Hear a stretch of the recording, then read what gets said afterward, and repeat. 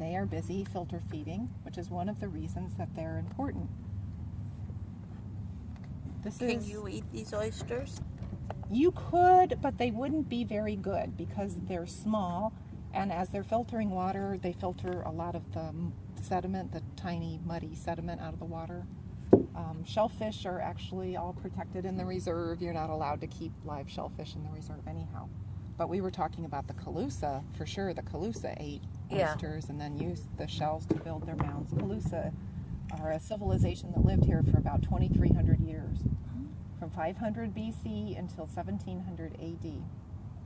And they built, as you've noticed, there's no real land out here. You couldn't get out of your kayak and walk around on one of these islands, could you?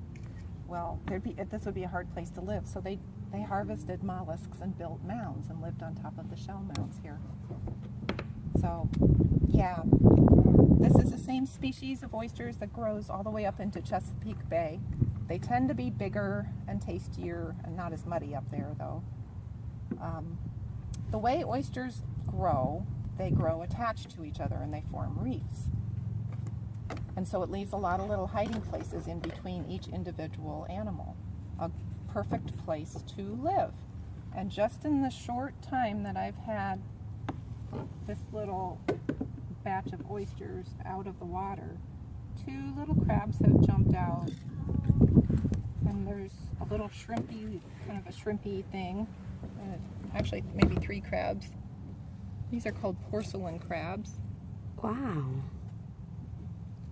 There are actually 300 species of animals that make their homes hiding in an oyster reef at some time of their life. So these are a very important habitat.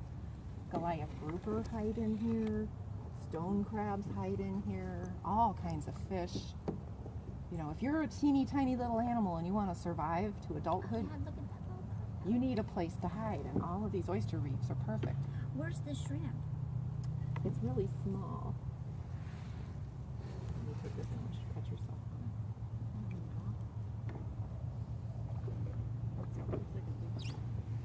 Mm-hmm.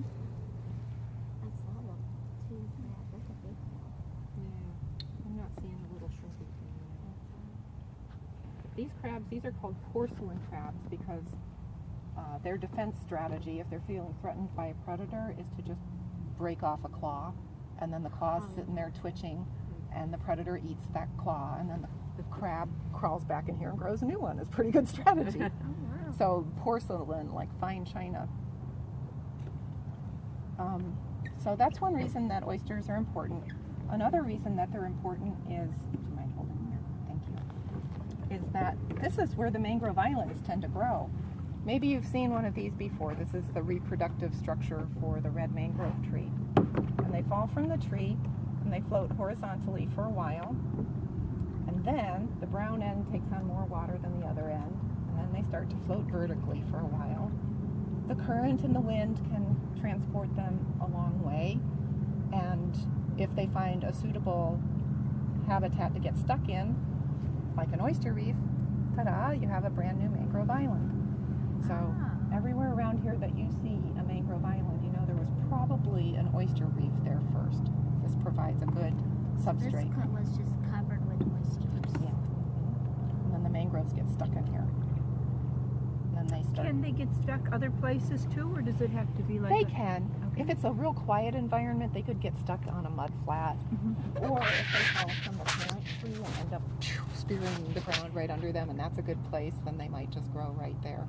But if they end up adrift, you know, they're not going to get stuck on the beach. It's too sandy and there's too many waves, and they won't get stuck out here. There's too much current and the mud's flat. So, you know, they need the right place to grow, and an oyster reef usually works out to be a good place to grow. So we talked about habitat, we talked about mangroves, and then another reason that these are very important is that the way that they get their food is by filtering water. So they are very important at keeping the water clean. And each one of these oysters will filter at least 25 gallons of water a day, which is shocking. A day, wow. They can filter up to 50 gallons of water a day. So they're a very important part of the ecosystem. We're lucky that we have good, healthy oyster reefs here. A lot of other estuaries have lost their oysters because if you mess with the freshwater flow, you know, if you dig canals and drain the land too quickly in one